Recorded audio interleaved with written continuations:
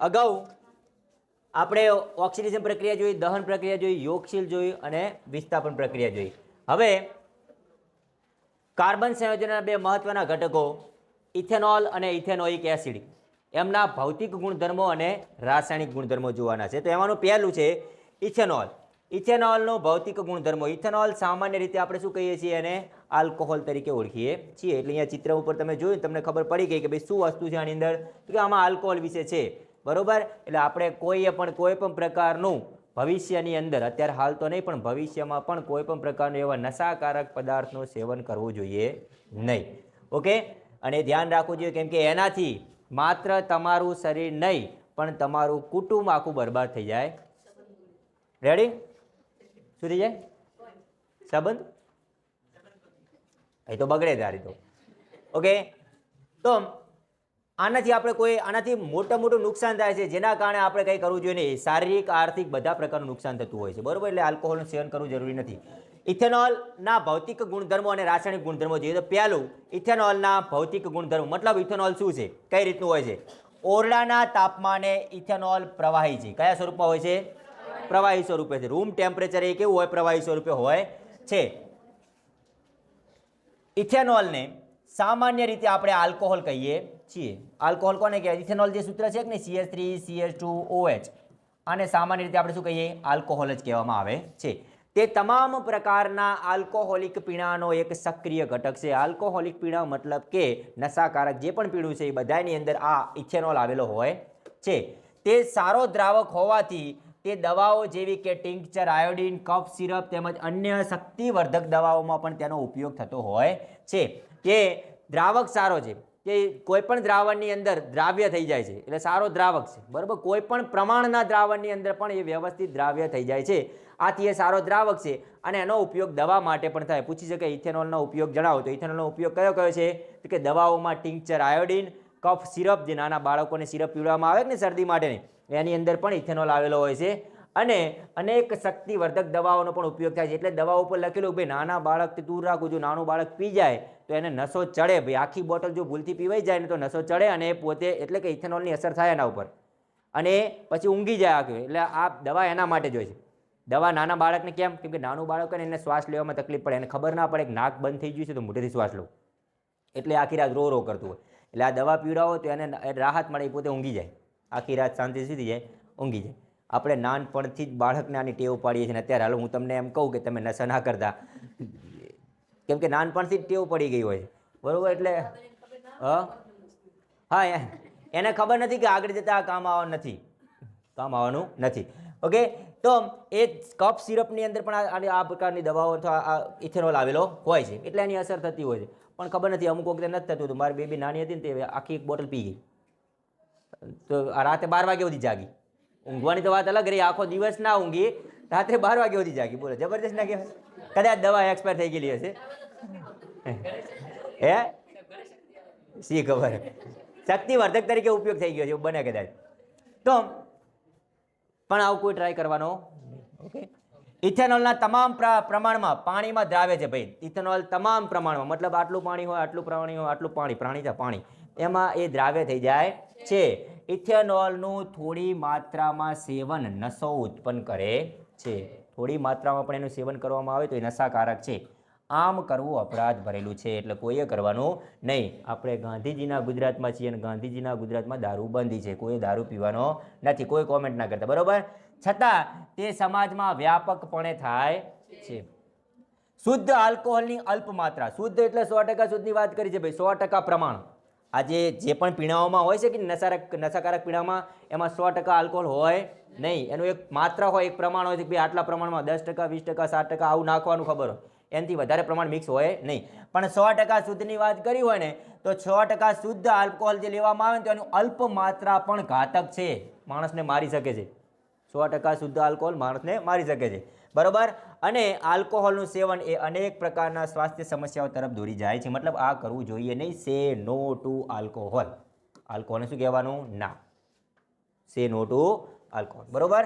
આ તો વાત હતી એ કેવું દેખાય છે અને કઈ રીતની એની દ્રાવ્યતા છે, મતલબ એની ભૌતિક ગુણધર્મો, બરોબર. એટલે કે એ પ્રવાહી છે, એ દ્રાવ્યતા સારી છે, એનું સ્વરૂપ આ રીતનું હોય છે, એનો ઉપયોગ આ હોય છે. હવે વાત કરીએ ઇથેનોલના રાસાયણિક ગુણધર્મો, મતલબ રાસાયણિક પ્રક્રિયાઓ. તો પહેલી પ્રક્રિયા ઇથેનોલની સોડિયમ સાથે પ્રક્રિયા. કોના સાથે પ્રક્રિયા? સોડિયમ સાથે. તો આલ્કોહોલ એટલે કે ઇથેનોલની સોડિયમ સાથે પ્રક્રિયા એ હાઇડ્રોજન વાયુ ઉત્પન્ન કરે છે. આલ્કોહોલની સોડિયમ સાથે પ્રક્રિયા કરો એટલે શું ઉત્પન્ન થશે? હાઇડ્રોજન વાયુ. અહીંયા પ્રક્રિયા મેં લખી છે, જો સોડિયમ છે પ્રક્રિયકમાં અને બીજું કોણ છે? ઇથેનોલ. આ બંને વચ્ચે પ્રક્રિયા થાય છે અને એક વાયુ ઉત્પન્ન થાય છે, હાઇડ્રોજન છે ને, પ્રક્રિયકમાં લાસ્ટમાં લખી છે. સાથે સાથે અન્ય નિપજ એ સોડિયમ ઇથોક્સાઇડ. શું છે? સોડિયમ ઇથોક્સાઇડ. CH3CH2O હાઇડ્રોજન દૂર થયા ને એની જગ્યાએ સોડિયમ જોડાઈ ગયા. સોડિયમની સંયોજકતા કેટલી છે? 1. હાઇડ્રોજનની સંયોજકતા 1. તો સોડિયમ જોડવો હોય તો એક હાઇડ્રોજન શું કરવું પડે? વિસ્થાપન. અને 2 સોડિયમ જોડવો હોય તો 2 હાઇડ્રોજન વિસ્થાપન કરવું પડે. ત્યાં 2 હાઇડ્રોજન વિસ્થાપન કર્યા છે. અને કોઈ દિવસ આપણે અગાઉ પણ કીધું હતું કે ભાઈ સ્વતંત્ર એક H અસ્તિત્વ ધરાવતો નથી, H2 લખવો પડે. હવે જો 2 હાઇડ્રોજન દૂર કરું તો સામે સોડિયમ પણ કેટલા જોડી દેવા પડે? 2. અને 2 સોડિયમ અહીંયા જોડેલા છે. કેમ 2 છે ખબર છે? કેમ કે આગળ 2 ગુણેલા છે. આ 2 મતલબ બધા સાથે 2 ગુણેલા છે. સમજાવ. ચલો, પ્રક્રિયામાં આપણને કીધું છે સોડિયમ લીધો છે અને ઇથેનોલ લીધો છે. આ ઇથેનોલનું બંધારણ થયું. ઓકે, કેટલા લીધા છે ખબર છે? 2. કેટલા ઇથેનોલ લીધા છે? આવું લખ્યું હતું, જુઓ મેં 2Na + 2CH3CH2OH. આવું છે ને? મતલબ CH3CH2OH કેટલા છે ટોટલ? 2 છે. Okay, plus 2 sodium. આ સોડિયમ જ્યારે આની સાથે જોડવામાં આવે ત્યારે 2 હાઇડ્રોજનનું વિસ્થાપન, એક CH3CH2OH માંથી એક હાઇડ્રોજન, એવા 2 CH3CH2 માંથી બંનેમાંથી એક હાઇડ્રોજન દૂર થાય એટલે ટોટલ કેટલા થઈ ગયા? 2. બરોબર, ધ્યાન આપજો. આ એક સમીકરણ છે. ચલો, મારે એક સોડિયમ જોડવો છે તો એક હાઇડ્રોજન આમાંથી દૂર થશે. બીજો એક CH3CH2OH લીધા, એમાંથી પણ એક હાઇડ્રોજન શું થઈ જશે? દૂર થઈ જશે. બરોબર, ટોટલ બંનેમાંથી એક હાઇડ્રોજન દૂર થશે અને શું બનશે? તો કે CH3CH, અહીંયા H આવશે, અહીંયા પણ દર્શાવે છે અને સોડિયમ જોઈશું. ઓકે, અહીંયા OH છે. બરોબર, આખી જે પ્રક્રિયા બતાવી છે એમાં ઓક્સિજન, હાઇડ્રોજન આ બંનેમાંથી એક દૂર થશે. CH3CH2 આપણે સમીકરણ શું બન્યું હતું? 2CH3CH2O અને Na+. આવું હતું કે નહીં? જો આખું સમીકરણ તમે ધ્યાન આપો, ફરતી જો એટલે તમને ખ્યાલ પડે. સમીકરણ શું દર્શાવ્યું છે? CH3CH2O અને Na. મતલબ કે CH3CH2 આ હાઇડ્રોજન તો રહે છે. O કયો હાઇડ્રોજન કયો દૂર થયો? H વાળો હાઇડ્રોજન. ઓકે, તો H વાળા હાઇડ્રોજનને આપણે દૂર કરીએ. ચલો, અહીંયાથી ધ્યાન આપો. એ આ હાઇડ્રોજન દૂર કરીએ અને એમને જ રાખીએ તો ઓક્સિજન વધ્યો એક અને આ હાઇડ્રોજન શું થઈ ગયો? દૂર. અને ત્યાં કોણ જોડાઈ ગયું? સોડિયમ. કોણ જોડાઈ ગયું? સોડિયમ. અહીંયા આગળ 2 ગુણેલા છે એનો મતલબ 2 સોડિયમ ગુણી. આ 2 લીધા હતા કે નહીં આપણે? એ બંને આના સાથે ગુણાઈ ગયા. આ થઈ ગયું એનું બંધારણ CH3CH2O Na+, O Na+. આ સોડિયમ ઇથોક્સાઇડ કહેવાય. શું કહેવાય? સોડિયમ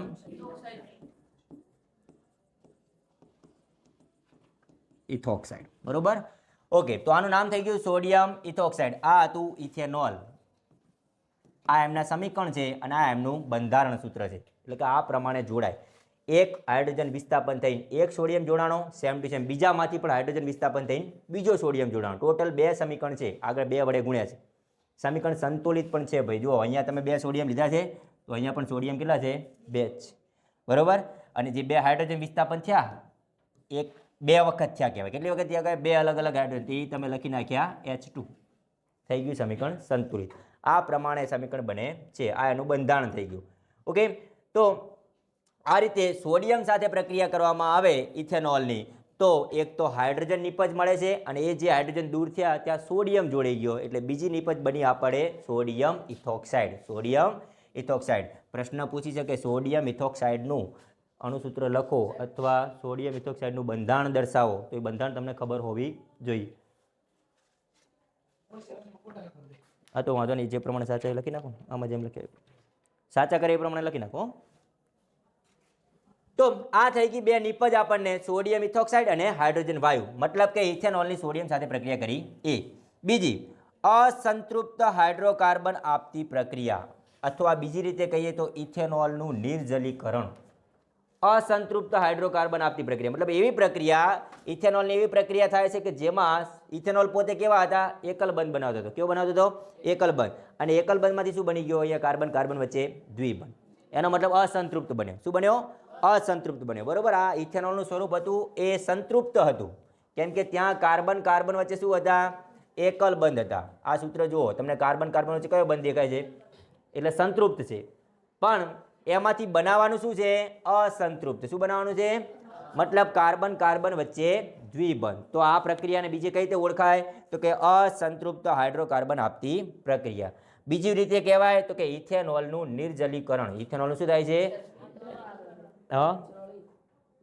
લો અડો કરી નાખીએ. લો ને ભાઈ, જલ જળ બોલો છો?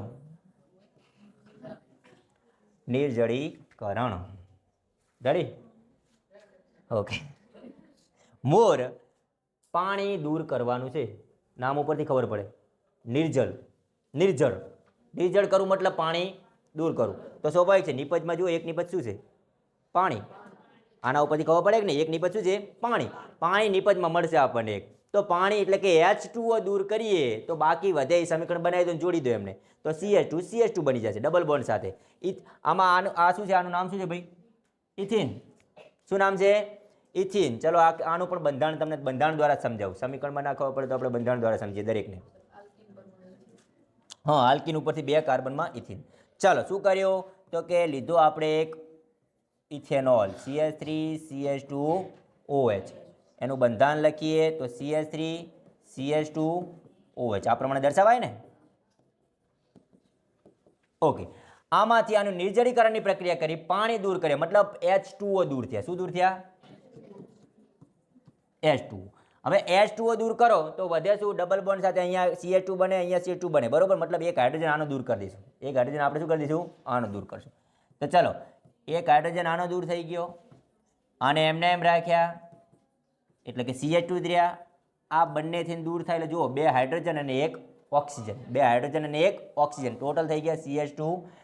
આ બની ગયા, આમના વચ્ચે ડબલ બોન્ડ થઈ ગયા, અને અહીંયા બની ગયા H2. હવે ડબલ બોન્ડ કેમ બન્યા એ સમજાવું તમને. ડબલ બોન્ડ કેમ બન્યા એ સમજાવું. ચાલો, આવું બંધારણ હતું. આનું બંધારણ આવું છે. ઓકે. હવે શું થશે? તો કે જે આ CH3 હતા, આ જે OH હતા, એક OH અને એક હાઇડ્રોજન, એક OH અને એક હાઇડ્રોજન, આટલી વસ્તુ દૂર થઈ, અને આ દૂર થઈને શું બનાવી દીધું? પાણી. શું બનાવ્યું? OH અને હાઇડ્રોજન એટલે H2O થઈ ગયા. આ દૂર થઈને શું બનાવ્યું? પાણી બનાવ્યું. શું બનાવ્યું છે? પાણી બનાવ્યું છે. ઓકે. અને હવે જુઓ શું થાય છે? આ હવે કાર્બનની એક એક સંયોજકતા વધી. હવે કેમ? કેમ કે હાઇડ્રોજન દૂર થઈ ગયા. આના પાસે પણ જે હતો OH એ દૂર થઈ ગયો, આના પાસે હાઇડ્રોજન હતો એ દૂર થઈ ગયો.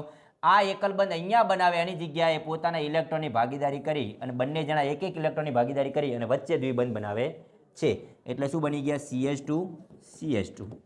CH2 અને પ્લસ H2. આ થઈ ગયું એમનું બંધારણીય સૂત્ર.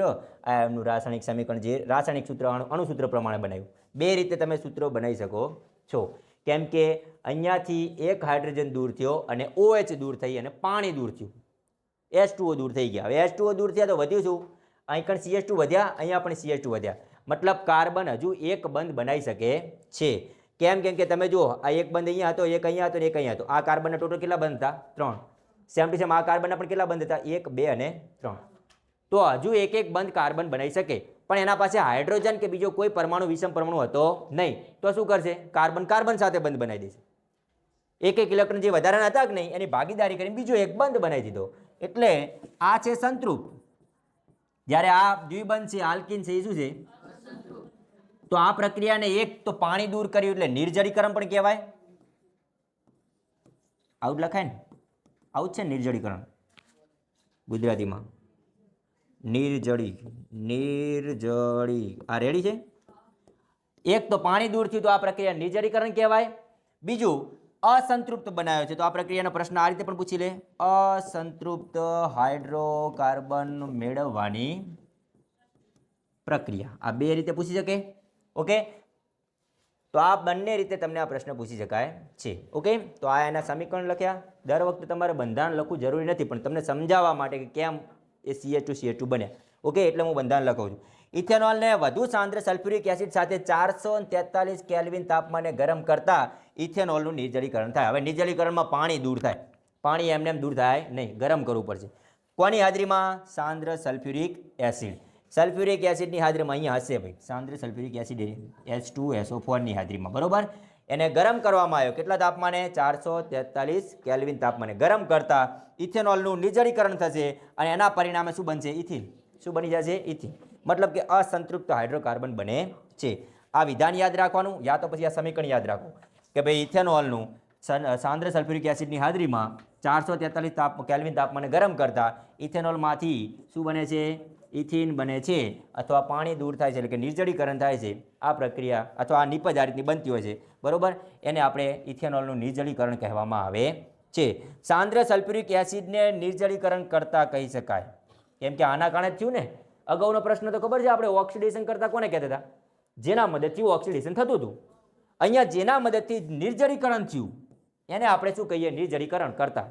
તો કોણ હતું? તો કે H2SO4, બરોબર. આના કારણે થયું તો આને આપણે કહી શકીએ. તો આવો એક પ્રશ્ન અલગથી પૂછી લે કે ઇથેનોલના નિર્જલીકરણમાં નિર્જલીકરણ કરતા તરીકે ખાલી જગ્યા છે, તો તમને ખબર હોવી જોઈએ એનો ઉદ્દીપક કોણ હતો? H2SO4. ઓકે. અગાઉ પણ આપણે અલગ અલગ પ્રકારના ઉદ્દીપક લીધા હતા, એટલે દરેક ઉદ્દીપક ખ્યાલ રાખજો. યોગશીલ પ્રક્રિયામાં પેલેડિયમ અને નિકલ ઉદ્દીપક હતો કે નહીં? આમાં નહીં, બીજું આની અંદર હતો આ KMnO4 ને K2Cr2O7. આ પણ ઉદ્દીપક ઓક્સિડેશન કરતા હતા. એટલે આ બધા ઉદ્દીપક કોણ છે એ ખ્યાલ હોવો જોઈએ તમને, બરોબર. ઓકે. તો આ વાત હતી ઇથેનોલની ભૌતિક અને રાસાયણિક ગુણધર્મોની. હવે વાત કરીએ બીજો એક સંયોજન, ethanoic acid, CH3COOH. Ethanoic acid, બરોબર. 2 carbon CH3COOH, CH3COOH, ethanoic acid. કેમ કે કાર્બોક્સિલિક એસિડનો સમૂહ છે, બરોબર. ક્રિયાશીલ સમૂહ છે. એમના ભૌતિક ગુણધર્મો અને એમના રાસાયણિક ગુણધર્મો જોવાના છે. ચલો જોઈએ. સૌપ્રથમ ઇથેનોઇક એસિડની વાત કરીએ, તેના ભૌતિક ગુણધર્મો કયા કયા છે? તો ઇથેનોઇક એસિડને સામાન્ય રીતે એસિટિક એસિડ કહેવાય. અગાઉ આપણે ભણ્યા હતા એસિડમાં, મેં તમને 4 એસિડ કીધા હતા કે ભાઈ H2SO4, HCl, HNO3 ને એક એસિટિક એસિડ CH3COOH કીધા હતા કે નહીં? તો એસિટિક એસિડ છે એ રહી, બરોબર. અને તેમજ તે કાર્બોક્સિલિક એસિડ તરીકે ઓળખાતા એસિડનો પણ સમૂહનો સભ્ય છે. સ્વાભાવિક છે કે કેમ કે ઓઇક એસિડ પ્રત્યે લાગે છે, બરોબર. એસિડિક એસિડને પાણીમાં બનાવેલો 5 થી 8% દ્રાવણને સરકો અથવા વિનેગર કહે છે. પૂછે વિનેગર, વિનેગર કઈ રીતે બનાવવામાં આવે છે? પૂછે, બરોબર. અથવા સરકો કઈ રીતે બનાવવામાં આવે? તો આ એસિડિક એસિડનું પાણીમાં બનાવેલું કેટલા ટકા? 5 થી 8% દ્રાવણ. 5 થી 8% દ્રાવણ પાણીમાં મિક્સ કરો ઇથેનોઇક એસિડને, બરોબર. 5 થી 8% ની અંદર મિક્સ કરો પાણીની અંદર. કેટલા પ્રમાણમાં? 100% પાણી હોય એનું 5 થી 8% ઇથેનોઇક એસિડ અંદર ઉમેરવામાં આવે અને જે દ્રાવણ બન્યું એને આપણે શું કહીએ છીએ? સરકો અથવા વિનેગર. એટલે એ પણ પ્રશ્ન બે રીતે પૂછે કે વિનેગર કઈ રીતે બનાવવામાં આવે છે એ પૂછે. બીજું એમ પૂછે કે વિનેગર બનાવવા માટે ઇથેનોઇક એસિડને પાણીમાં ખાલી જગ્યા ટકા દ્રાવણ હોય છે, તો કેટલું હોય છે? 5 થી 8%. ઓકે. આ રીતે દર્શાવવામાં આવે. 5 થી 8%નો મતલબ તમે સમજ્યા? 1000 લીટર હોય તો એમાંથી એનો 1000 લીટરનો 5 થી 8% દ્રાવણ લેવાનું. 1000 લીટરનું 5 થી 8% કેટલું થાય? 5% ગણો. 1000 લીટરનું 5%, 1000ના 5% કેટલું થયું? 50. તો 1000 લીટરમાં 50 લીટર ઉમેરી દેવાનું ઇથેનોઇક એસિડ, એટલે એ શું બની ગયું? વિનેગર. સમજ્યા કે નહીં આખી વસ્તુ? આ 5 થી, એ જ પ્રમાણે 1 લીટરની વાત કરો તો 1 લીટરમાં એનો ml દર્શાવી દેવાનું કે 1000 ml, 1000 ml માં 50 ml ઉમેરી દો, બરોબર. એ જ પ્રમાણે થાય ને, 5% ગણો એટલે તો 50 ml ઉમેરી દો એટલે તમને બની જાય વિનેગર. આ પ્રમાણે 5 થી 8%નું દ્રાવણ બનાવી શકાય છે, બરોબર. ચલો બીજી એક વસ્તુ, શુદ્ધ ઇથેનોઇક એસિડનું ગલન બિંદુ 290 કેલ્વિન છે. ભાઈ 290 કેલ્વિન એટલે ખબર છે? 0°C એટલે શું થાય? 273. તો 73 માં કેટલા ઉમેરો? 90 થાય 17, મતલબ 17°C થયું ને? 17°C થયું. આનું ગલન બિંદુ ખૂબ નીચું જ કહેવાય ને. તો 17 કરતાં નીચું તો આપણને, અથવા શિયાળું હોય છે ને, શિયાળામાં એ થીજી જાય. ઇથેનોઇક એસિડ કેવું હોય? શિયાળામાં એકદમ થીજી ગયેલું હોય. જેમ આપણે કોપરેલ તેલ કેવું થીજી જાય છે, એમ શિયાળામાં એ થીજી જાય છે. આથી તેને ગ્લેશિયલ એસિટિક એસિડ પણ કહેવામાં આવે. બીજો એક પ્રશ્ન, ઇથેનોઇક એસિડને ગ્લેશિયલ એસિટિક એસિડ કેમ કહેવામાં આવે છે? કારણ કે ઇથેનોઇક એસિડનું ગલન બિંદુ 290 કેલ્વિન છે અથવા તેનું ગલનબિંદુ ખૂબ નીચું છે. આથી શિયાળાના વાતાવરણમાં અથવા આબોહવામાં ઠંડા વાતાવરણમાં તે થીજી જાય છે. થીજી જાય એટલે બરફ જેવું થઈ જાય છે. આ ગ્લેશિયલનો મતલબ જ એક બરફ જેવું જ કહેવાય, બરોબર. ગ્લેશિયલ નથી કહેતા આપણે પેલી બાજુ ધ્રુવ પ્રદેશોમાં હોતા, બરોબર, મોટા મોટા, એને એટલે એનું નામ શું આપ્યું? ગ્લેશિયલ એસિટિક એસિડ, બરોબર. કારણ સાથે પૂછે તો આ જવાબ એનો લખવાનો. ખનિજ એસિડ. હવે ખનિજ એસિડ એટલે શું? તો કે આ ઓલા સાંદ્ર એસિડો HCl H2SO4 એ બધા શું કહેવાય? ખનિજ એસિડ. ખનિજ એસિડ જેવા કે HCl કે જે સંપૂર્ણપણે આયનીકરણ પામે છે, તેનાથી ઉલટું કાર્બોક્સિલિક એસિડ કેવા છે? નિર્બળ. એટલે તો આપણે વિનેગરનો ઉપયોગ ખાવામાં કરીએ છીએ. હાઇડ્રોક્લોરિક એસિડનું પાણીમાં દ્રાવણ બનાવીએ ને તો પણ એને ખાવામાં ઉપયોગ કરાય નહીં. પણ આ ઇથેનોઇક એસિડ છે એનો તમે ખાવામાં ઉપયોગ કરી શકો છો. શુદ્ધ નહીં હો, શુદ્ધ ખાવામાં નખાય નહીં. આવું દ્રાવણ બનાવવું પડે વિનેગરનું, મંદ કરવું પડે. એને શું કરવું પડે? મંદ. આપણે મંદનની પ્રક્રિયા અગાઉ જોઈ હતી ને, પાણીમાં મિક્સ કરીને. હા, તો એ મંદ કરવું પડે પછી વિનેગર બને અને એ ખાવાની અંદર ઉપયોગમાં કરાય. મંચુરિયન મને બધા નાખીને ખવાય. રેડી? જોયું હશે વિનેગર, જોયેલું છે ને તમને? એમ થાય પેલા મંચુરિયન ખાવા ગયેલા તમે બધા? એટલે મંચુરિયન વાળા ઉપરથી આમ એક પાણી બોટલમાં પાણી છાંટતા હોય, એ પાણી નથી હોતું, વિનેગર હોય છે. તમને એમ થાય કે આવડી જ ચમ પાણી છાંટે છે? પહેલાં તો ઢગલો પાણી નાખી દીધું, પછી આમાં હું ચમ છાંટે છે? એ પાણીને એ શું હોય છે? વિનેગર હોય છે. ટ્રાન્સપરન્ટ જે પાણી જેવું દેખાતું હોય ને. ઓકે, ચલો હાલો હવે વાત કરીએ એસ્ટરીકરણની પ્રક્રિયા, મતલબ એના રાસાયણિક ગુણધર્મો. આ તો એના ભૌતિક ગુણધર્મો હતા. કેવા ભૌતિક ગુણધર્મો હતા? તો કે એને શું કહેવાય છે, એનું નામ શું છે, એનાથી કઈ વસ્તુ બને છે, એનું ગલનબિંદુ નીચું છે, બીજું એક નામ આપી દીધું ગ્લેશિયલ એસિટિક એસિડ. આ એના ભૌતિક ગુણધર્મો હતા. હવે વાત કરીએ એના રાસાયણિક ગુણધર્મો. શું છે રાસાયણિક ગુણધર્મો? એમાંની પહેલી પ્રક્રિયા છે એસ્ટરીકરણની પ્રક્રિયા. કઈ પ્રક્રિયા? એસ્ટરીકરણ. એસ્ટર બનાવવાની પ્રક્રિયા. ધ્યાન આપજો. શું બનાવવાની? એસ્ટર. આ છે એસ્ટર. આ શું બન્યું? એસ્ટર બન્યું. એટલે આ પ્રક્રિયાનું નામ શું છે? એસ્ટરીકરણ. શું છે? એસ્ટરીકરણ. ઇથેનોઇક એસિડની ખનિજ એસિડ ઉદ્દીપકની હાજરી. ખનિજ એસિડ મતલબ હાલ આપણે લઈએ HCl H2SO પર જે, તો અહીંયા HCl ની વાત કરીએ. ઇથેનોઇક એસિડની ખનિજ એસિડ ઉદ્દીપકની હાજરીમાં પરિશુદ્ધ આલ્કોહોલ સાથે પ્રક્રિયા કરી અને એસ્ટર બને છે. આ પ્રક્રિયાને શું કહેવાય ભાઈ? આ પ્રક્રિયાને એસ્ટરીકરણની પ્રક્રિયા કહેવામાં આવે. એસ્ટર બનાવવાની પ્રક્રિયા એટલે એસ્ટરીકરણ. અહીંયા પ્રવૃત્તિ દ્વારા તમે સમજો કે એક બીકર છે, એ બીકરની અંદર ઇથેનોલ છે, બરોબર. ઇથેનોલ પ્લસ ઇથેનોઇક એસિડની વાત કરી છે. એના પાણી છે ને ગરમ કરવામાં. અગાઉ આપણે જોયું હતું ને વોટર બાથ કરી હતી ગરમ કરવા માટે, એ રીતનું, બરોબર. હવે જ્યારે એને ખનિજ એસિડની હાજરીમાં, ઉદ્દીપકની હાજરીમાં જ્યારે એને ગરમ કરવામાં આવે ત્યારે થાય છે શું? તો આ જ્યારે ગરમ કરો એટલે અહીંયા સ્મેલ લેવામાં આવે છે. તો એ જે સુગંધ જે આવતી હોય ને, એ સુગંધ આવે છે મીઠી વાસ. કેવી વાસ? ભાઈ વાસ એ મીઠી હોય. અમુક મીઠી હોય, અમુક કડવી હોય, અમુક ખરાબ હોય કે જેને તમે શ્વાસમાં લઈ જ ના શકો, તમારા નાક બળી જાય આખું, એવું શ્વાસ હોય. અલગ અલગ પ્રકારની શ્વાસ. મીઠી વાસ છે. કેવી વાસ કીધી? મીઠી વાસ. સુગંધ. વાતાજી સુગંધ. તો એમાંથી જે સુગંધ આવે છે એ મીઠી આવે છે. મતલબ તમે આમ સુગંધ લો ને તમને ગળા સુધી એનો સ્વાદ એમ થાય કે ભાઈ સ્વાદ સારો છે, મીઠો સ્વાદ છે. CH3COOH ઇથેનોઇક એસિડ, બરોબર. અને આ છે ઇથેનોલ. અહીંયા એક વસ્તુ મેં લખ્યું છે ઇથેનોઇક એસિડ અને ખનિજ એસિડ, ત્યાં લખ્યું છે ઇથેનોલ અને ઇથેનોઇક એસિડ. રાઈટ. ઇથેનોલ અને ઇથેનોઇક એસિડની પ્રક્રિયા છે. કોના કોના વચ્ચે થઈ? ઇથેનોલ વત્તા ઇથેનોઇક એસિડ. આ બંને વચ્ચે પ્રક્રિયા થાય એટલે એસ્ટર બને. શું બને? એસ્ટર. આ છે ઇથેનોઇક એસિડ. આગળનું પણ લઈ લીધું, બરોબર. ઇથેનોઇક ઇથેનોઇક એસિડ પ્લસ આ શું છે? Ethanol, CH3CH2OH. આ બંને વચ્ચે પ્રક્રિયા થઈ અને બન્યો શું? એસ્ટર. જો કઈ રીતે બન્યો તમને સમજાવો આખી વસ્તુ. ગરમ કર્યો, પાણી દૂર થઈ ગયું. ગરમ કર્યો એટલે આ બંનેમાંથી શું થઈ ગયું? પાણી દૂર. પાણી દૂર કઈ રીતે કરવાનું આખી એ પણ સમજાવું. પાણી દૂર કરવા માટે આ OH જતા રહ્યા, એક OH અને એક આમાંથી H. OH અને H આ પ્રમાણે બંનેમાંથી દૂર કરવાના રહેશે. એટલે પાણી H2O થઈ ગયા. જુઓ કઈ રીતે બન્યું? CH3 પહેલું, પછી એક આ બંનેમાં જુઓ બે O વધ્યા છે, H જતા રહ્યા. આ બે વસ્તુ જતું રહેશે અને બાકીના સમીકરણને જોડી દો, બની ગયું એસ્ટર. ફરી એકવાર જુઓ, OH H દૂર થઈ ગયા એટલે શું થઈ ગયા H2 શું બની ગયા બાકી વધ્યું ને આ બેમાં આ રહ્યું અને આ રહ્યું આને શું કરી દેવાનું જોડી દેવાનું CH3 એક ઓક્સિજન ડબલ બોન્ડથી જોડાણો છે બીજો ઓક્સિજન સિંગલ બોન્ડથી જોડાણો છે એના સાથે સિંગલ બોન્ડથી CH2 જોડાણો અને એની બાજુમાં સિંગલ બોન્ડથી CH3 જોડાણો સમીકરણો ખબર પડી કે ના પડી ના પાડો ના પાડો એમ નહીં પડી ને હા તો હું સમજાવું કેમ કે તમે હા કહેશો તો ભાઈ હું સમજાવીશ નહીં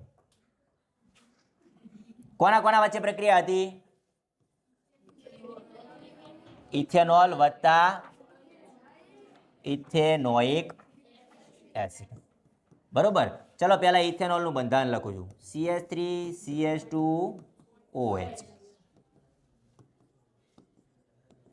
પ્લસ ઇથેનોઇક એસિડ CH3COOH ગપ્પા ના મારવા ના આવડે ને તો ના બોલું બાકી ગપ્પા ના મારો આ છે ઇથેનોલ આ છે ઇથેનોઇક એસિડ રેડી હવે થાય છે જો તમને સમજાવું જો એ એક આ H દૂર થશે શું થઈ જશે H અને આ OH આ બંને દૂર થઈ ગયા અને લખી નાખ્યું મેં અહીંયા H2 રેડી હવે શું વધ્યું CH3 વધ્યા અહીંયા CH2 વધ્યા અહીંયા CH3 વધ્યા અને અહીંયા CO વધ્યા COO વધ્યા ને ઓકે તો જો સમીકરણ બનાવશું અહીંથી ચાલુ કરું પહેલું લખું CH3 હવે અહીંયા જે પહેલો ઓક્સિજન છે ને ડબલ બોન્ડથી જોડાણો છે બીજા ઓક્સિજન સિંગલ બોન્ડથી જોડાણો પણ તમને થાય સાહેબ કેમ અત્યાર સુધી તમે મોટા મોટા ડેંગા મારતા હતા કે ઓક્સિજન તો બે બોન્ડથી ડબલ બોન્ડથી જોડાય નતા કહેતા પણ કાર્બનની સંયોજકતા કેટલી છે 4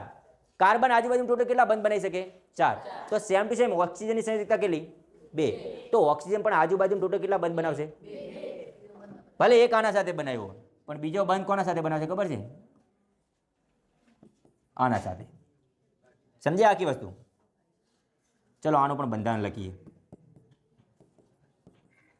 એ આ CH3 આર્યા લખ્યા પહેલા મેં રેડી પછી આ લખ્યું પછી એક બંધ અહીંયા બનાવ્યો એક બંધ આના સાથે બનાવી દીધો રેડી અને આ ત્રીજી વસ્તુ શું આવી ગયા CH3 થઈ ગયું સમીકરણ સૂત્ર શું બન્યું CH3 COO CH2 CH3 આવું બન્યું બુકમાં લખ્યું છે એ પ્રમાણે CH3 આઇકન ડબલ બોન્ડથી O આઇકન એક O લખ્યા છે પછી લખ્યા છે CH2 પછી લખ્યા છે CH3 આ છે એસ્ટરનું સમીકરણ ભાઈ એસ્ટરનું સમીકરણ મગજમાં બેસાડી દેજો કેમ કે પૂછે છે એસ્ટરનું અણુ સૂત્ર લખો અથવા એનું બંધારણ સૂત્ર પૂછે પણ અણુ સૂત્ર પૂછશે તો તમને ખબર હોય છે કે બને છે કઈ રીતે બને ઇથેનોલ અને ઇથેનોઇક એસિડ એમાંથી પાણીના અણુઓ દૂર થશે કઈ રીતે દૂર કરવાના ઇથેનોલમાંથી OH જવા દેવાના ઇથેનોલમાંથી OH અને ઇથેનોઇક એસિડમાંથી H એને શું કરી દેવાના દૂર કરી દેવાના બાકી શું વધ્યું એને જોડ દો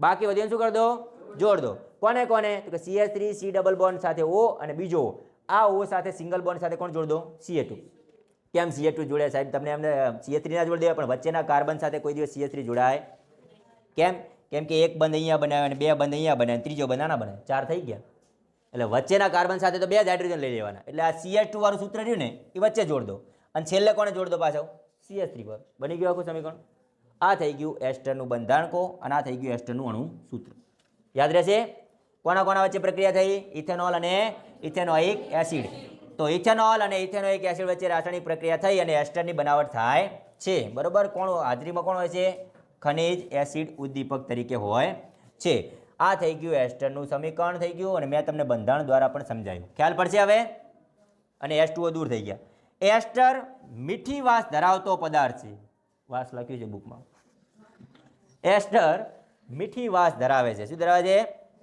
હવે મીઠી વાસ હોય તો ઉપયોગ પણ સારી જગ્યાએ જોઈએ ને તો એસ્ટરનો ઉપયોગ ક્યાં થાય તો કે એક તો કે અત્તર બનાવવા માટે અત્તરની સુગંધ સારી હોય છે ને બીજું સ્વાદ ઉત્પન્ન કરવા માટે ભાઈ ખાવામાં નાખવામાં આવે છે એવો પદાર્થ બનાવવામાં આવે કે જેનાથી મીઠી સ્મેલ ઉત્પન્ન થતી હોય બરોબર કેમ કે સુગંધ આવે વસ્તુની સારી તો તમને એની ખાવું પણ ગમે રેડી તો ખોરાકની અંદર પણ સ્વાદ ઉત્પન્ન કરતા પદાર્થ તરીકે પણ એનો ઉપયોગ થાય છે અને બીજો ઉપયોગ શું છે અત્તર બનાવવા માટે ઓકે ચલો આ તો વાત હતી એસ્ટર કઈ રીતે બને છે એનો ઉપયોગ હવે જુઓ સોડિયમ હાઇડ્રોક્સાઇડની એસ્ટર સાથે પ્રક્રિયા કરતા એસ્ટરનું રૂપાંતર પાછું આલ્કોહોલ અને કાર્બોક્સિલિક એસિડના સોડિયમ ક્ષારમાં થઈ જાય છે. ભાઈ એસ્ટરની પ્રક્રિયા, કોની પ્રક્રિયા? એસ્ટર. કોના સાથે? સોડિયમ. સોડિયમ હાઇડ્રોક્સાઇડ કોના સાથે કીધું? સોડિયમ. એટલે એનું સૂત્ર શું છે? સોડિયમ હાઇડ્રોક્સાઇડનું NaOH. આ એસ્ટરની પ્રક્રિયા NaOH સાથે કરો ને એટલે પાછા આ બંને બની જાય, પણ થોડોક ફરક પડે. શું? તો કે અહીંયા સોડિયમ જોડાઈ જાય. કોના સાથે? આ ઇથેનોઇક એસિડ સાથે. બરોબર? જોઈએ કઈ રીતનું છે આખું વસ્તુ સમીકરણ જોઈએ. તો જો અહીંયાથી જો, જ્યારે એસ્ટરની સોડિયમ હાઇડ્રોક્સાઇડ સાથે પ્રક્રિયા કરીએ, આ છે એસ્ટર. કોણ છે? આ છે CH3 COO CH અથવા C2H5. C2H5 થઈ ગયા.